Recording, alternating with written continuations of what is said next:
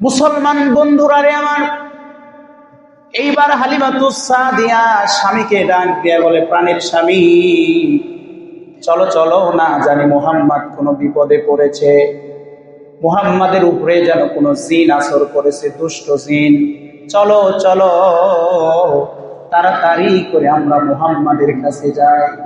হালিমাতুস সাদিয়া, ছোট্ট আব্দুল্লাহ আর হালিমাতুস সাদিয়ার স্বামী, এই তিনজন মিলে দৌড় দিয়ে আল্লাহর নবীর কাছে গেলেন। গিয়ে দেখে ছোট্ট বালক মুহাম্মদ, 6 বছরের বালক অথবা 5 বছরের ছোট্ট বালক মুহাম্মদ দাঁড়ায় আছে, আর তার শরীরটা এরকম ভাবে ভয়ে ভয়ে থরথর করে কাঁপতেছে। হালিমাতুস সাদিয়া দৌড় দিয়ে যে মুহাম্মাদুর রাসূলুল্লাহ সাল্লাল্লাহু আলাইহি ওয়াসাল্লামকে বুকের মধ্যে জড়িয়ে নিলেন, আর ডাক দিয়ে বলে, বাবা মুহাম্মদ, বলো তোমার কি হয়েছে? আল্লাহর নবী যখন সমস্ত ঘটনাগুলো খুলে বললেন, ডাক দিয়ে বললেন, ও মা, আমি 2 জন ব্যক্তিকে চিনি না। সাদা পোশাক পরিহিত 2 জন অচেন ব্যক্তি এসে আমাকে ধরলো। একজন আমার ডান হাত ধরলো, আরেকজন আমার বাম হাত ধরলো। ধরার পরে জমিনের মধ্যে শোয়াইয়া দিল চিৎ করে। এরপরে একটা ধারালো ছুরি অথবা চাকু বের করলো, আমার বুকটা চিরলো। বুকের ভিতর থেকে কি যেন বের করলো, আবার কি যেন ঢুকাইয়া দিল, আমি বুঝতে পারলাম না। তবে ওই আল্লাহর শপথ করে বলি, এর বিনিময়ে আমার শরীর থেকে 1 ফোঁটা রক্ত অথবা জাররা পরিমাণ কোনো কষ্ট পাই না। হালিমাতুস সাদিয়ার ভয় হয়ে গেল, না জানি মুহাম্মাদের উপরে দুষ্ট জিনের আচর পড়েছে, আর মুহাম্মাদকে আমার কাছে রাখা যাবে না, কারণ অপরের সন্তান নিজের কাছে রাখা একটা রিস্ক। কথা বলেন ঠিক কিনা? পরের দিন সকালবেলা আল্লাহর নবীকে নিয়ে হালিমাতুস সাদিয়া তার স্বামী চলে গেলেন। মক্কা নগরীতে গিয়ে মা আমিনার দরবারে হাজির হয়ে গেল। ডাক দিয়ে বলে, আমিনা রে, তোমার সন্তান মুহাম্মদকে তুমি নিয়ে নাও, কারণ তোমার সন্তানকে নেওয়ার কারণে বর্তমানে আমরা কোনো ভয়ের মধ্যে আছি, না জানি কোনো দুষ্ট জিন মুহাম্মদকে আক্রমণ করতে পারে, এই ভয়ে আমরা তোমার কাছে ফিরে দিচ্ছি। আমিনা ডাক দিয়া বলে, হালিমা, আমার মুহাম্মদকে রাখার জন্য তো তুমি পাগল হয়ে গেছো। এমন কি ঘটনা ঘটলো যার কারণে আমার সন্তান মুহাম্মদকে আমার কাছে ফিরাইয়া দিতে আসলা? এবার হালিমা সমস্ত ঘটনা যখন খুলে বলে, বিবি আমিনা ডাক দিয়া বলে, হালিমা শোনো, ওই আল্লাহর শপথ করে বলি, যে আল্লাহ আসমানের মালিক, জমিনের মালিক, ওই আল্লাহর শপথ করে বলি, আমার মুহাম্মাদের উপরে পৃথিবীর কোন অপশক্তি কাজ করতে পারবে না। চিৎকার মেরে বলুন সুবহানাল্লাহ। কারণ আমি মা, আমি তো বুঝি পৃথিবীতে কার ছেলে কেমন, খবর রাখেন একমাত্র মা। কথা কোন ঠিক কিনা? মায়ের অন্তর বলে দেয় আমার ছেলে কেমন হবে।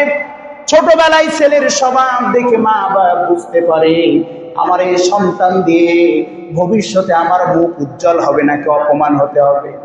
বিবি আমিনা ডাক দিয়ে বলে, হালিমা, আমি আমার আল্লাহর শপথ করে বলি, আমার মুহাম্মদ পৃথিবীর কোনো দুষ্ট জিন আক্রমণ করতে পারবে না, এবং আমি তোমাকে একটা ভয় বাণী শুনিয়ে দিলাম, আমার মুহাম্মদ পৃথিবীর ভিতরে সাধারণ মানুষের মতো হবে না, আমার মুহাম্মদ পৃথিবীর ভিতরে নিশ্চয় একটা মহামানব হবে। চিৎকার মেরে বলুন সুবহানাল্লাহ। 6 বছর বয়সে আল্লাহর নবী মায়ের কাছে আসলেন। ভাগ্যের কি নির্মম ইতিহাস! আল্লাহর নবী মায়ের কাছে যখন আসে, সন্ধ্যা বেলায়, বিকাল বেলা ছেলে পেলে যখন খেলতে বেড়ায়, আমার আপনার নবী, দয়ার নবী, মায়ার নবীও খেলতে যায় বাচ্চাদের সঙ্গে। ছোটবেলার বাচ্চারা কিন্তু বাচ্চাদের সঙ্গে খেলা করে। আল্লাহর নবী যখন খেলা করে, সন্ধ্যা যখন ঘনিয়ে আসে, সব ছেলেদের পিতা এসে নিজের সন্তানের নাম ধরে ধরে ডেকে নিয়ে যায়, আর আমার নবীর বাবাও নাই। আল্লাহর নবী ওই নির্জন সন্ধ্যার সময় বিশ্ব নবী বাবার অভাব অনুভব করে। আল্লাহর নবী কান্না করে, হায়রে সবার বাবা আসে, আমার বাবা কেন আসে না? আমার বাবা আব্দুল্লাহ কি কেন হবে আমি দেখি না? ছোট্ট মানুষ বিশ্ব নবী বাবার অভাব বুঝতে শুরু করে, অনুভব করে। এক পর্যায়ে আল্লাহর নবী ডাক দিয়ে বলে, আমেনা ও আমার মা, বলো বলো আমার বাবা আব্দুল্লাহ কোথায়? আমিনা ডাক দিয়ে বলে, মুহাম্মদ রে, তোর বাবা আব্দুল্লাহ জন্মের 6 মাস আগে দুনিয়ার জমিন থেকে বিদায় নিয়েছে। বলে তাই নাকি? বলে হ্যাঁ, আমি আমার বাবার কবর দেখতে যাব। মুসলমান বন্ধু, এইবার আমেনা শ্বশুরের কাছে আবদার জানায়, ডাক দিয়ে বলেন, এ কুরাইশের নেতা আব্দুল্লাহর বাবা, আমি আমার সন্তান মুহাম্মদকে নিয়ে একটু তার বাবার কবরের পাশে যাব। অনুমতি দেওয়া হলো। ইতিহাস অনেক লম্বা, সেই দিকে যাব না। আল্লাহর নবী ছোট্ট মানুষ, 6 বছরের বালক, সঙ্গে একটা উট নিলেন আর উম্মে আইমান নামে একটা দাসী নিলেন। এই 3 জন মানুষ নিয়ে বিশ্ব নবীর মা আমেনা শ্বশুর আব্দুল মুত্তালিবের কাছ থেকে বিদায় নিয়ে 3 জন মানুষ উটের উপরে সওয়ার করে মদিনায় চলে গেলেন।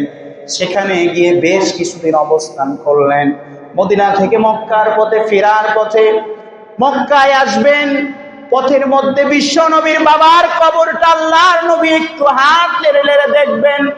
বিশ্ব নবী তো তার বাবাকে পায় নাই, কিন্তু তার বাবার কবরের মাটি একটু স্পর্শ করবে। আল্লাহর নবী ছোট্ট মানুষ, 6 বছরের বালক, এইবার আমিনা বিশ্ব নবীকে নিয়ে যখন বাবার কবরের পাশে আসে, আল্লাহর নবী বাবার কবরের পাশে এসে হাউ হাউ করে কান্না করে। আমার নবী, দয়ার নবী ডাক দিয়ে বলে, বাবা, দুনিয়াতে কত সন্তান আছে বাবাকে কোলে নিয়ে যায়, কিন্তু তুমি তো আসো না। কান্নাকাটি করে আল্লাহর নবী। এ মুসলমান, দুনিয়ার জমিনে যাদের বাবা নাই তারাই বুঝতে পারে বাবার কি মর্যাদা, কথা কোন ঠিক কিনা? দুনিয়ার জমিনে যাদের মা নাই তারা বুঝতে পারে মা হারার কত ব্যথার বেদনা। পৃথিবীতে হাজার হাজার মানুষ দেখা যায়, লক্ষ লক্ষ মানুষ দেখা যায়, কিন্তু মা জননীর মতো একটা মানুষ পৃথিবীতে খুঁজে পাওয়া যায় না। বাবার মতো একটা মাথার ছাতা পৃথিবীতে নিজের বাবা ছাড়া আর খুঁজে পাওয়া যায় না। আল্লাহর নবী বাবার কবরের পাশে এসে হাউমাউ করে কান্না করে। মুসলমান বন্ধু, ইতিহাস অনেক লম্বা, সেই দিকে যাব না। আল্লাহর নবী বাবার কবরের পাশে এসে কান্না করে। বিশ্ব নবী, বিবি আমেনা, উম্মে আইমান দাসী 3 জন মিলে আল্লাহর নবীর বাবার কবরটা জিয়ারত করে যখন সামনের দিকে অগ্রসর হয়, আবহাওয়া নামক এমন একটা স্থান আছে যেখানে আসার পরে আল্লাহর নবীর মা বড় অসুস্থ হয়ে পড়ে। বিশ্ব নবীর মা আমেনা এত প্রচন্ড অসুস্থ হয়ে পড়ে, ওই আবহাওয়া নামক স্থানে এসে 6 বছরের বালক মুহাম্মাদের হাতের উপরে তার মা আমেনা চিরদিনের জন্য দুনিয়ার থেকে বিদায় হয়ে চলে যায়। আল্লাহর নবী 6 বছর ছোট্ট বালক মুহাম্মদ, বাবাকে হারাইছে 6 মাস জন্মের আগে, মাকে হারাইলো 6 বছর বয়সে।